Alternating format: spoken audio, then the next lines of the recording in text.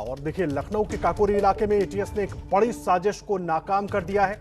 लखनऊ में एटीएस ने अलकायदा के 2 आतंकियों को गिरफ्तार किया है और कुछ देर पहले एटीएस इन आतंकियों को लेकर बाहर निकली। सूत्रों से खबर है कि सुरक्षा बलों ने इनके पास से प्रेशर कुकर बम और विस्फोटक बरामद किए हैं। इनकी साजिश भीड़ वाले इलाके में सीरियल ब्लास्ट करने की थी। बीजेपी के बड़े नेता इन आतंकियों के निशाने पर थे। अलकायदा के पकड़े गए दोनों आतंकी पाकिस्तानी हैंडलर उमर अल मंदी के संपर्क में थे। बताया जा रहा है कि यह मानव बम मॉड्यूल था। यह आतंकी पिछले कई दिनों से यूपी एटीएस के रडार पर थे। पूछताछ में खुलासा हुआ है कि ज्यादा से ज्यादा जानमाल के नुकसान की साजिश थी। इनके पास से आईडी और टाइमर भी बरामद हुए हैं। ये दोनों आतंकी अंसार गजवातुल फिलॉसफी को मानने वाले थे। साथ ही आपको बता दें कि इसी फिलॉसफी को मानने वाला आतंकी कमांडर मूसा जम्मू कश्मीर में कुछ दिनों पहले मारा जा चुका है। वहीं खबर यह भी है कि लखनऊ के मड़ियाओं से भी एक संदिग्ध आतंकी को हिरासत में लिया गया है। संजय त्रिपाठी हमारे सहयोगी जुड़ गए। संजय, ताजा अपडेट क्या है और तस्वीरें भी दिखाइए जरा।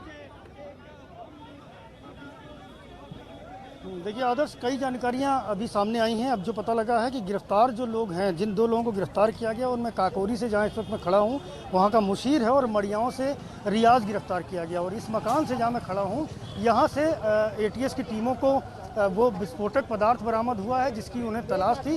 और तस्वीर में आपको भीतर की ओर दिखाऊंगा कि अभी भी एटीएस का ऑपरेशन खत्म नहीं हुआ है और यहाँ पर लोग मौजूद हैं, देख सकते हैं आप, क्योंकि पड़ताल की जा रही है, दस्तावेज खंगाले जा रहे हैं और सबूत जुटाए जा रहे हैं इस मकान से जहाँ से गिरफ्तारी हुई है। और इसके ठीक बाहर मैं आपको वो तस्वीर दिखाऊंगा जो ये एक गाड़ी यहाँ पर खड़ी हुई है। सिराज अहमद के नाम पर ये यूपी 32 FJ 7244 ये गाड़ी जो खड़ी हुई है, इस पर आप देखेंगे कि इंटीग्रल यूनिवर्सिटी का स्टिकर लगा हुआ है।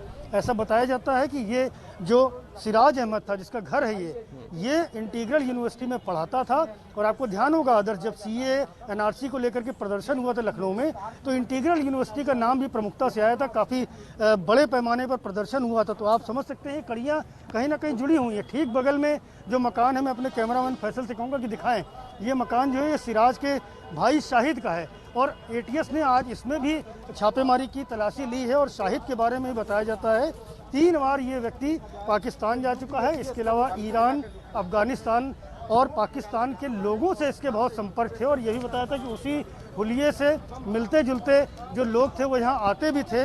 काफ़ी जो जानकारियाँ मिली हैं इस तरह की आस पड़ोस के लोगों से, वो एटीएस ने जुटाई है कि यहाँ कौन कौन आता था। तो उसमें ये पता लगा है कि यहाँ पर कई विदेशी आते थे, जिनमें पाकिस्तान, अफगानिस्तान के लोग भी थे।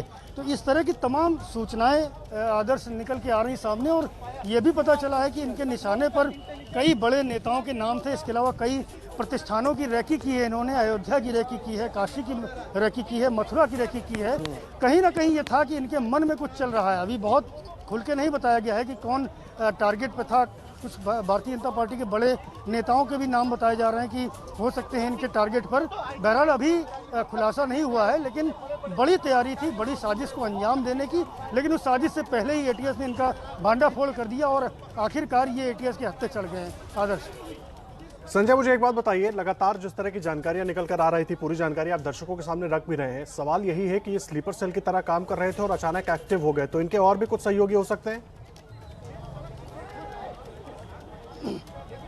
आदर्श, इस कार्यवाही के बाद में पूरे उत्तर प्रदेश में अलर्ट किया गया है। एटीएस की कई टीमें बनाई गई हैं जो इनसे पूछताछ के आधार पर छापेमारी की कार्रवाई कर रही हैं। पूरे प्रदेश के कई जिलों में इस तरह के एक्शन हो रहे हैं। साथ ही साथ दूसरे प्रदेशों में भी अलर्ट किया गया है। तो ये मान के चलें कि इनसे अच्छा खासा इनपुट मिला है और उसी आधार पर छापेमारी की कार्रवाई की जा रही है। आदर्श, इनके पास से ये भी जानकारी मिली है कि विदेशी असलहे भी मिले हैं। तो इस तरह से ये पूरी तरह चाक चौबंद इंतजाम किए हुए थे कि किसी बड़ी वारदात को अंजाम देंगे।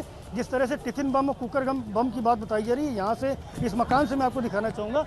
इस मकान से जब एटीएस की टीमें निकली हैं तो उनके हाथ में सेफ बैग थे। उन बैग में कुकर बम और सारे विस्फोटक सामग्री जो यहाँ से बरामद हुई है उसको ले जाया गया है। साथ ही साथ बड़े पैमाने पे दस्तावेज मिले हैं जो इनके दूसरे विदेशी संगठनों से, अलकायदा का नाम सामने आ रहा है, उस संगठन से जुड़े होने के प्रमाण हैं। तो ऐसी कई जानकारियां मिल रही जिसके आधार पर आदर्श पूरे प्रदेश में बड़े पैमाने पे छापेमारी चल रही है। अभी क्या कार्रवाई हुई है, कितने लोग और गिरफ्तार हुए हैं, इस तरह की जानकारी अभी नहीं बताई जा रही, लेकिन ये एक बड़ी सूचना है, ये एक बड़ी कार्रवाई है जिसके आधार पर और जिससे मिले इनपुट के आधार पर आदर्श पूरे प्रदेश में एक्शन एटीएस और यूपी पुलिस कर रही है।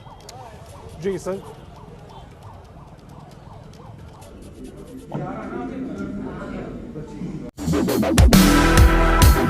Bye.